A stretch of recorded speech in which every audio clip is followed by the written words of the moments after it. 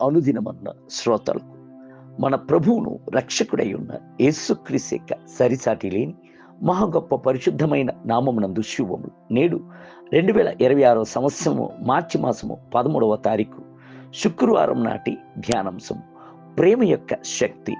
యెషయా గ్రంథము 38వ అధ్యాయము 17వ వచనం ముందు, దేవా నీ ప్రేమ చేత నా ప్రాణమును నాశనము అను గోతి నుండి విడిపించితివి.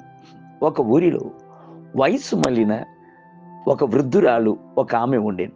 ఎల్లప్పుడూ అతిశయమును, అహంకారమును, క్రోధమును, కోపమును వారి వద్ద ఉండుడి చేత ఆ ఊరి ప్రజలు ఎవరునూ ఆమె వద్ద పరిచయం కలిగి ఉండుటకు ముందుకు రాలేదు.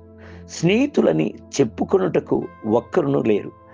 ధనము చేత అన్నిటినీ సాధించవచ్చును అను తలంచి ఆమె ఎల్లప్పుడూ ఒంటరితనమునందే జీవించుచు వచ్చింది. ఆ ఊరికి ప్రేమతో నిండి ఉన్న సేవకుడు ఒకడు కొత్తగా వచ్చింది. ఆయనకు ఈ వృద్ధురాలి పైన ఒక అక్కర కలిగినందున ఇంటిని వెదికి వెళ్ళాను. అయితే ఆ వృద్ధురాలు ఆయనను ఆహ్వానింపను లేదు, ఇంటిలోనికి పిలవను లేదు. ఆయన విడిచిపెట్టలేదు. వెళ్ళుచున్నప్పుడెల్లాను చక్కటి ఫలములను, పలహారములను తీసుకుని వెళ్ళాను. ప్రేమ చేత ఆ వృద్ధురాలను జయించుటకు తీర్మానించింది. అలాగైనను ఆ వృద్ధురాలు ఆయనను నమ్మలేదు. మొదట ఇలానే ప్రేమించుచున్న వారిలా వస్తారు, ఆ తరువాత మోసగిస్తారు అని చెప్పి దూరముగా ఉండెను. అప్పుడు కూడాను ఆ సేవకుడి యొక్క మనసు నీరసిల్లిపోలేదు. ఇంకా అత్యధికముగా ప్రేమను చూపించి ఆ వృద్ధురాలు వద్ద ఉన్న మంచి గుణములు ఏమిటి అని చూచి వాటిని చెప్పి మనసారా మెచ్చుకొనెను. ఇంట్లో ఉన్న వస్తువులను అందముగా శుభ్రముగా ఉంచుకొని ఉండుటను చూచి మెచ్చుకొనెను. ఇంట్లో ఉన్న తోటను చూచి మెచ్చుకొనెను. పలు దినముల తరువాతనే ఆ సేవకుడు నిజమైన దైవిక ప్రేమ గలవాడు అను సంగతిని ఆ వృద్ధురాలు తెలుసుకొనెను. సేవకుని యొక్క ప్రేమ గల అక్కను చూచి నెవ్వరిపోయిన వృద్ధురాలు ఆయన యొక్క ఆలయమునకు వెళ్ళాను.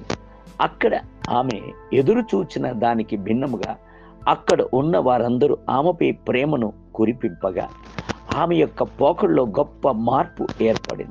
ఆమె కూడాను ఇతరులపై ప్రేమను చూపించుటకు ప్రారంభించింది. ప్రేమ అనుట ఒక దైవిక లేత చిగురు. అది పరలోకపు సువాసనను పరిమళించు సాటిలేని పుష్పము. ప్రేమ ఆత్మీయ 9 ఫలములలో మిగుల రుచిగల ఫలము. మన ప్రభు యొక్క ప్రేమను తలంచి చూడుడి.